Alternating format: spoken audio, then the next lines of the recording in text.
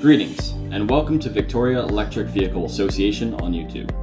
Our association is a volunteer-led group working pro bono to accelerate the shift to a renewable energy future. Starting with the electric vehicles and solar power generation, Vic EVA is working with the public and advocating to government on behalf of our members and the greater EV and solar community. Please like and subscribe to our YouTube channel, Victoria EV Association, for more on the biggest energy and transportation shift since humanity got off the horse. This presentation is a result of ongoing research into what will replace the current reliance on diesel-powered heavy-duty vehicles in our global economy.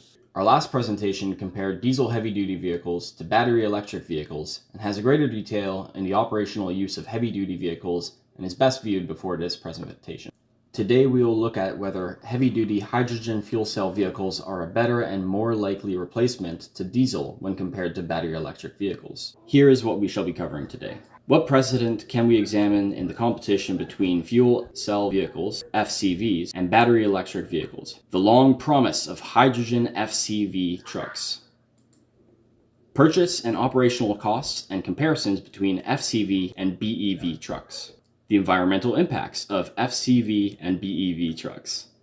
The broken promise of FCV trucking. What about efficiency? Are hydrogen FCVs better than BEV in trucking? Over the years, hydrogen proponents have made very large claims about the technology that are, at best, aspirational, such as hydrogen is the lightest and most abundant element in the universe, and thus fuel cell vehicles are lighter and cheaper than battery electric vehicles. Let's look at light-duty vehicles first. The Toyota Mirai was the first serial production hydrogen fuel cell vehicle. It was a 4-passenger sedan that was rather expensive, but with decent range and free fuel for the first 3 years of ownership. Free is good, especially when already heavily subsidized. However, even in California, with the best hydrogen fueling infrastructure in the world, sales were disappointing. The Tesla Model 3 long range is the BEV equivalent.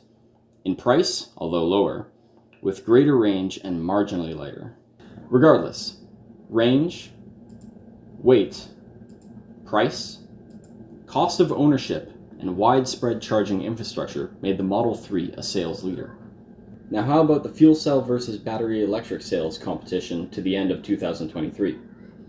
The team at Mirai Associates created this graph demonstrating BEV and FCV uptake since 2014. Over that period, more than 45 million light-duty BEVs have been produced globally, while less than 77,000 FCVs, mainly from Japanese and Korean makers, have been made and sold.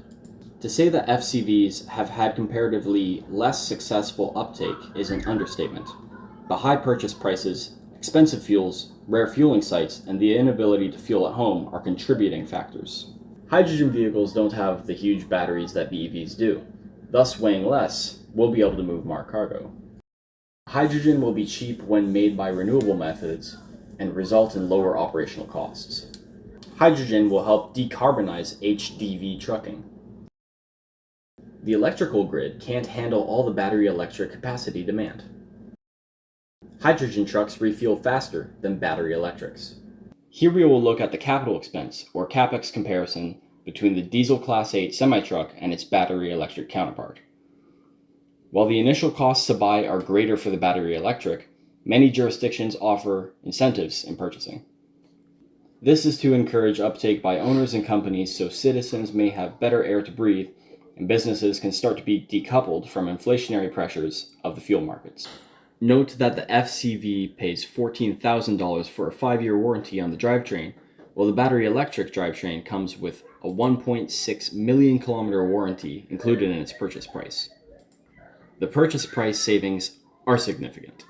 Comparing the total cost of operation of both vehicle types is enlightening, as hydrogen truck fuel creation, transport, storage, filling, and consumption are problems in physics, with technology offering limited scope for improvement. Thus, we've seen few significant breakthroughs in the last 2 decades. BEV truck batteries and charging are more technological issues that lend themselves to continuous improvement and scales of economy that drive costs down. Therefore, the cost of hydrogen will remain significantly greater than the cost of power going forward, meaning BEV trucks will continue to be less and far less expensive to operate, to the tune of $100,000 to $200,000 per year, and lead to significant TCO savings for BEV trucks up to several millions of dollars. The entire point of moving away from diesel-driven transportation is its large impacts to health and environment. Diesel trucks emit 2,600 grams or 2.6 kilograms of CO2e and other deleterious emissions for every liter of diesel burned. Over 100 kilometers, this results in 117 kilograms of emissions. Battery electric trucks have zero vehicle emissions, but making the power has emissions, which in British Columbia are very low at only 7.6 grams per kilowatt hour, which results in less than a single kilogram of emissions over 100 kilometers. If, emphasis on if, hydrogen is made from BC-powered electrolysis, 55 kilowatt hours per kilogram of hydrogen, a fuel cell truck would have almost 4 kilograms of emissions. However, since virtually all hydrogen is made from steam methane reformation, SMR, with an average of 11 kilograms of emissions per kilogram of hydrogen, this results in 99 kilograms of emissions over 100 kilometers. If hydrogen via electrolysis is made from higher emission grids like Alberta or Saskatchewan, the emissions climb dramatically to 213 kilograms per 100 kilometers. What do these numbers look like graphically? Many say that hydrogen produced from electrolysis is always better than diesel. However, on the Alberta-Saskatchewan grids, it is almost twice the emissions of diesel.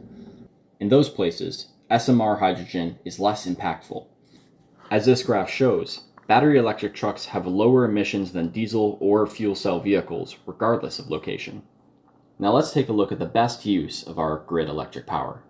If you take green electricity, generated from renewable sources, and make enough to fill a Nikola FCV, you will have used about 5,000 kilowatt hours. But by the time that power has made it through electrolysis, transport, storage, refueling, and into the onboard tanks, then through the fuel cell stack to the wheels, we only get 1,250 kilowatt hours moving the vehicle down the road, a 75% loss of electric energy.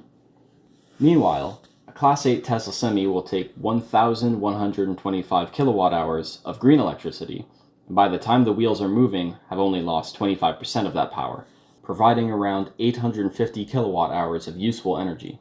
Interestingly, both will go about the same distance, but overall BEV efficiency is about 450% better than FCV. Hydrogen fuel cell proponents have said a great deal about their technology being lighter and cheaper than those heavy, battery-burning BEVs over the last number of years. The very best and longest range FCV is the Nikola Tre, which has decent range, but weight as well as price to purchase and operate are not very encouraging when compared to the best BEV Class 8 truck, the Tesla Semi Long Range. Its range is just beyond that of the Nikola, but has been in service moving heavy liquids for Pepsi since early 2023, and has a solid 800 kilometer range. But more importantly, has officially logged over 1,700 kilometers in a day, making deliveries and including charging. All this while weighing over 3,000 pounds less and costing 2/3 of the Nikola to buy and 2/3 less to fuel. Range, weight, price, and fuel cost advantages all go to the battery electric truck. Perhaps the hydrogen hope team spoke too soon? The long-held promise of hydrogen fuel cell trucks. Hydrogen fuel cell vehicles. As demonstrated, the best FCV weighs more than the best BE. Cheap hydrogen. Even when using inexpensive renewable electricity, the inefficiencies of making and using hydrogen mean it uses 4.5 times as much electricity and thus will cost at least that much more than a BEV on the same power. Decarbonization of diesel trucking.